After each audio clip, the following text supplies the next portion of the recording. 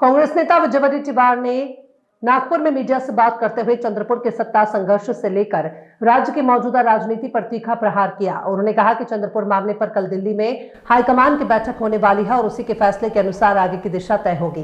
कांग्रेस नगर सेवक गुट बनाने के लिए तैयार है, समय कम है और अंतिम निर्णय हाईकमान ही लेगा। वडेट्टीवार ने साफ किया कि कल की बैठक के बाद यह अध्याय खत्म हो जाएगा और इस पर ज्यादा टिप्पणी करने की जरूरत नहीं है। सुनेत्रा पवार ने शपथ ग्रहण पर सवाल उठाते हुए वडेट्टीवार ने कहा कि यह फैसला जल्दबाजी में लिया गया, यह ना तो भारतीय संस्कृति के अनुरूप है, ना ही हिंदू परंपराओं के। उन्होंने कहा कि उप मुख्यमंत्री पद कोई संवैधानिक पद नहीं है, इसलिए 13वीं के बाद भी शपथ ली जा सकती थी। भाजपा द्वारा दिए जा रहे तर्कों को खारिज करते हुए उन्होंने आरोप लगाया कि राजनीति बेहद गंदी और असंवेदनशील हो चुकी है, जहां शौक से ज्यादा सत्ता और सौदेबाजी की चर्चा हो रही है।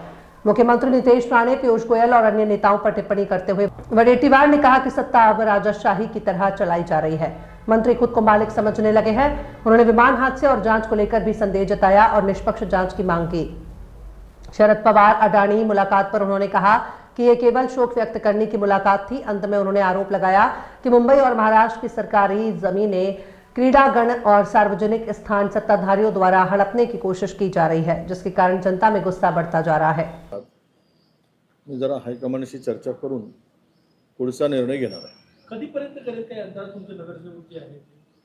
नाही, उद्याच्या बैठकीनंतर सगळं संपेल असं मला वाटतं।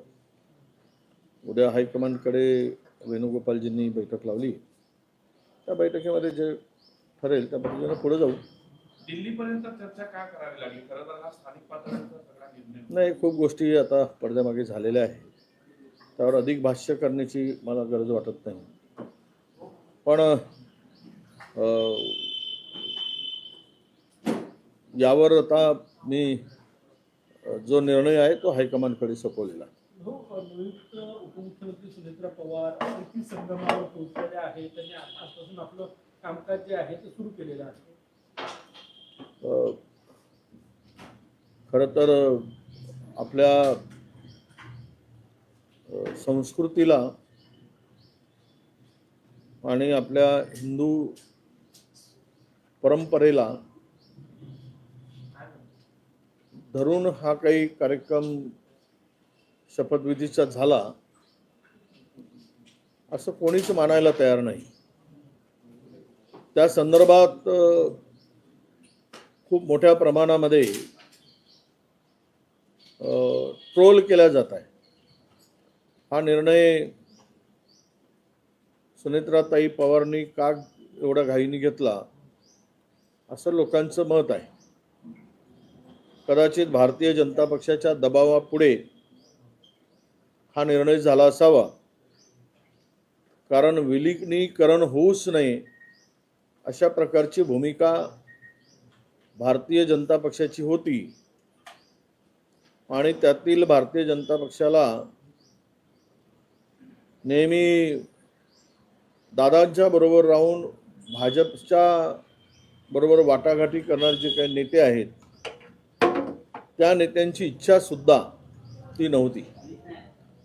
आज आता आपल्या संस्कृतीमध्ये दशक्रिया झाल्यानंतर कुठलंही असं काम किंवा नवीन पदभार नवीन काम हाती घेऊ शकत नाही। पण आता काल मला त्या नवनाथ बन नावाच्या भारतीय जनता पक्षाच्या प्रवक्त्यांनी सांगितलं, काल टीव्हीवर चॅनलवर, आणि ते म्हणत होते की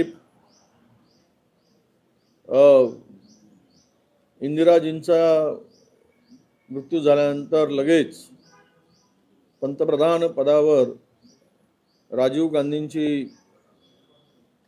नियुक्ती झाली, निवड झाली। पण असे काही लोकांना कळत नाही की ते पद संविधानिक होतं आणि पंतप्रधान पद खाली एकही क्षण ठेवता येत नाही। एवढी साधी जर अक्कल या प्रवक्त्यांना नसेल तर यावरून काय पुढे बोलायचं हा खरा प्रश्न आहे।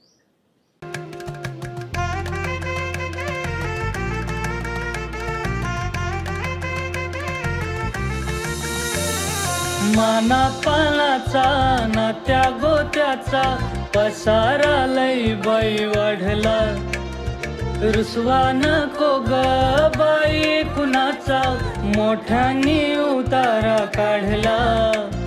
लगीन घाई सुचून देई, खरेदीने पणा काढला.